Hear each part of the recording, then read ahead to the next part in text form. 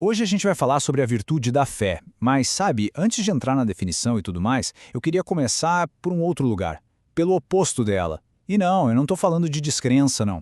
Quero falar de uma coisa que, nossa, acho que muita gente vai se identificar. Aquela exaustão, sabe? Aquela que vem da necessidade de ter o controle absoluto de tudo, o tempo todo. E é justamente essa exaustão que leva a gente para essa pergunta aqui. É uma pergunta que fica ecoando na cabeça, né? Muitas vezes em silêncio. É aquele sussurro lá no fundo que diz: até quando? Até quando eu vou ter que carregar o mundo nas costas para tudo dar certo? E esse peso, ele aparece de várias formas, né? Olha só essa lista. É aquela carga mental de ficar tentando prever tudo, sabe? Cada coisinha que pode dar errado. É viver com aquele medo constante de falhar, porque parece que a responsabilidade é toda sua e de mais ninguém. Aí vem aquela irritação, né, de se doar tanto, e mesmo assim sentir que nunca é o suficiente. E o pior de tudo é aquela sensação, aquele pânico, de que se você parar, se você tirar um minuto para respirar, tudo vai desmoronar. Pois é. E toda essa vigilância, essa necessidade de microgerenciar cada detalhe, a gente até confunde isso com força, com ser uma pessoa responsável. Mas a verdade é que isso é um sintoma. É um sinal bem claro de uma relação de desconfiança mesmo, com o próprio fluxo da vida. E é aqui que a gente chega no ponto central, na grande virada de chave de toda essa conversa. Porque o oposto da fé, pelo menos nesse contexto psicológico que a gente está explorando, não tem nada a ver com religião, com ser cético, nada disso. O verdadeiro oposto da fé é essa necessidade desgastante de controlar, essa briga sem fim contra a incerteza. Ok, então vamos alinhar as coisas. Vamos redefinir o que é fé aqui pra gente. É importante dizer, não estamos falando de uma crença cega, de seguir um dogma. A gente está falando da fé como uma virtude psicológica, quase como uma habilidade interna, sabe? Algo que dá para desenvolver e que gera bem-estar, que gera resiliência. E a definição que a virtuologia traz para isso é muito poderosa. Pensa na fé como uma confiança inabalável no processo da vida. É um estado de certeza que vem de dentro, sabe? E olha que interessante, isso não elimina os problemas, mas elimina aquela corrosão da dúvida, do medo. É o que cria uma base segura para a gente conseguir atravessar as incertezas, as tempestades. E para deixar isso bem claro, olha só essa comparação. É um contraste gritante, né?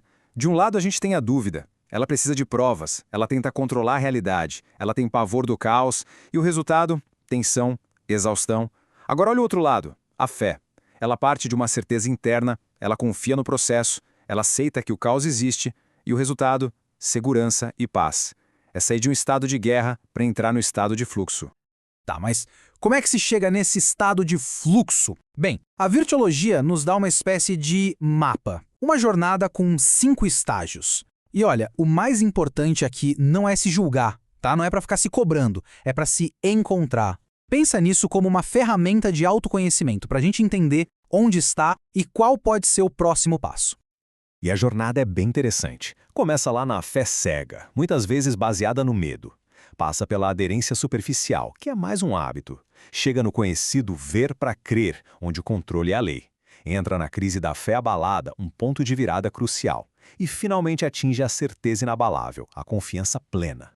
Vamos focar um pouquinho em alguns desses estágios. E olha, muita gente passa um bom tempo aqui, no estágio 3, o ver para crer. É aquela mentalidade clássica, né? Eu só acredito naquilo que eu posso ver, medir, controlar. A segurança aqui depende de garantia, de dado concreto. Parece seguro, não é? Faz sentido?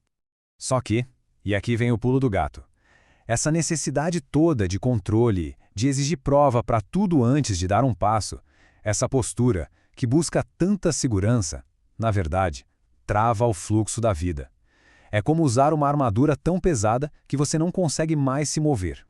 E depois do ver para crer, muitas vezes vem a crise. É o estágio 4, a fé abalada. Sabe aquele momento? É quando uma parte de você quer muito confiar, quer soltar o controle, mas os hábitos antigos, o medo, eles gritam muito mais alto, especialmente quando a vida dá uma apertada.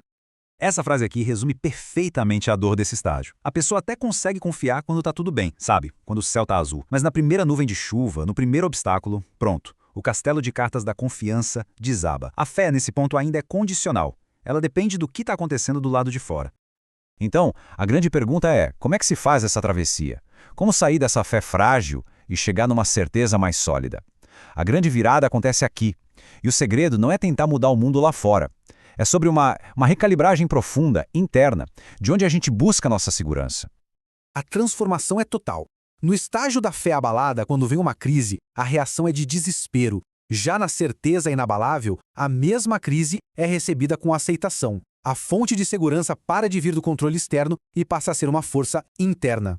E a visão do futuro deixa de ser cheia de preocupação e se torna uma visão com tranquilidade e propósito.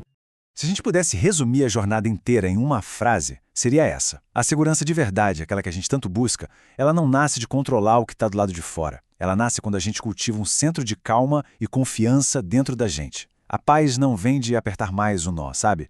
Vem de ter a coragem de finalmente soltar. E isso tudo mostra pra gente uma coisa muito importante. A fé não é um destino final, um lugar onde você chega e pronto. Não, é uma escolha. Uma escolha que se faz todo dia. A cada pico de ansiedade, a cada impulso de querer controlar, surge ali uma oportunidade de fazer uma escolha diferente. A escolha de confiar. E aqui a gente chega num ponto que, para mim, é um dos mais libertadores. A gente cresce com aquela ideia de que ser forte é aguentar o tranco, né? É aguentar tudo em silêncio, suportar o insuportável. Só que essa definição de força, vamos ser sinceros, é a receita perfeita para o esgotamento. A força de verdade, a fé de verdade, ela é um ato de se acolher, é parar de se abandonar para tentar ser um super-herói ou uma super-heroína que dá conta de tudo. A força está em escolher confiar na sua própria capacidade de lidar com o que vier e, ao mesmo tempo, confiar que a vida tem um fluxo que nem sempre a gente precisa forçar. E para a gente fechar, fica essa reflexão, que é também um convite. Ninguém está falando de uma transformação da noite para o dia. Estamos falando de um pequeno passo. Então, olhando para toda essa carga que talvez exista hoje, qual seria uma única coisinha, por menor que pareça, que se poderia escolher soltar? Só por hoje. Só para abrir um espacinho para a confiança poder respirar.